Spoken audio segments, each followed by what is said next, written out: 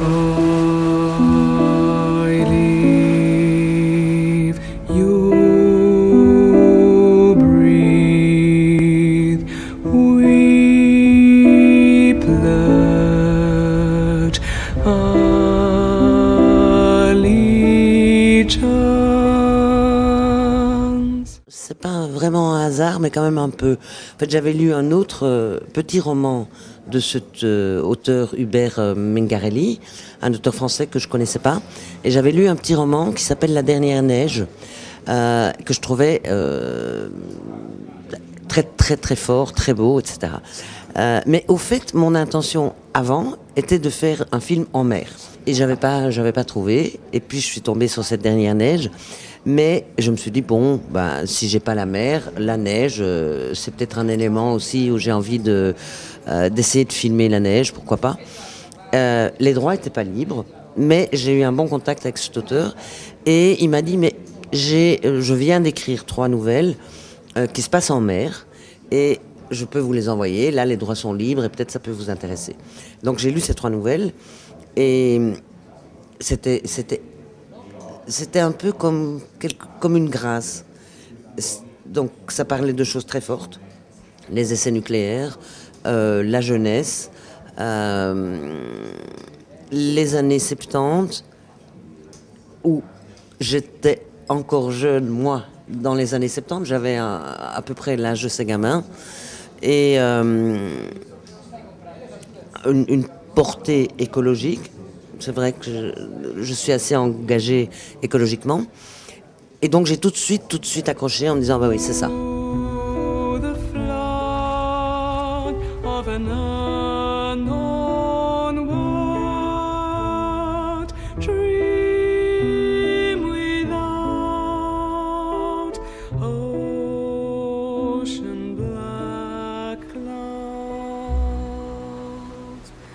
Mon personnage, Nassina, c'est donc quelqu'un qui est très jeune, qui essaye de trouver sa place en fait dans cette atmosphère, dans ce nouvel univers, parce que il a quitté sa famille, il a quitté toute sa vie d'avant en fait. C'est un petit peu aussi les yeux dans le film, parce que il sait pas forcément toujours comment réagir aux réactions des uns et des autres, que ce soit ses collègues marins ou la hiérarchie. Non, Moriarty, je crois que c'est quelqu'un de très sensible et qui a raté sa vie en étant un militaire. C'est-à-dire qu'il n'est pas du tout à sa place, il ne devrait pas être là. Et tout d'un coup, la vie fait qu'il se retrouve sur ce bateau avec ces jeunes gens et qu'il participe aux essais nucléaires français.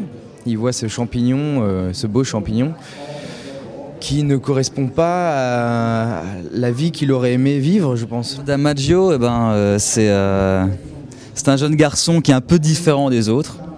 Et je crois qu'il porte ça, quoi. C'est-à-dire qu'il essaye, en effet, comme tu dis, de se faire des amis. Mais il faut savoir que c'est un film qui parle, quand même, qui se situe à la fin de l'adolescence. Donc à un moment, en effet, où on arrive dans un autre monde, où on doit s'inscrire dans un monde qu'on ne connaît pas. Et Damaggio, en effet, il essaye comme il peut de s'inscrire dans ce monde-là. Il ne trouve pas forcément sa place.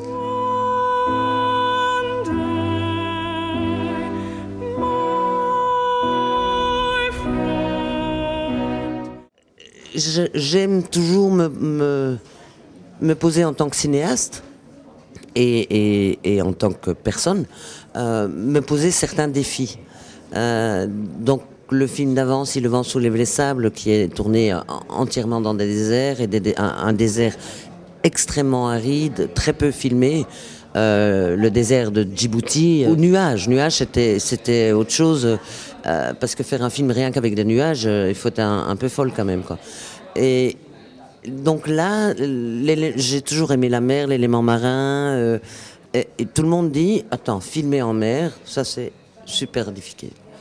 C'est compliqué.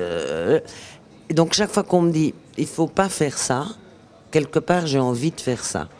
Comme on me dit, il ne faut pas filmer avec des enfants, c'est insupportable. Il ne faut pas filmer avec des animaux, c'est insupportable. Il ne faut pas faire ci, il ne faut pas faire ça. Bon, comme par hasard, je suis sur un bateau avec un chien.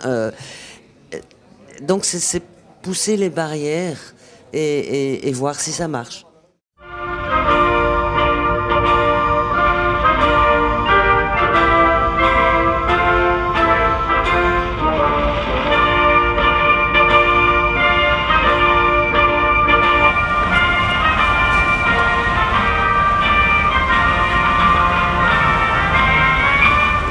Au départ, on devait avoir une collaboration avec le ministère de la Marine française et le ministère de la Défense.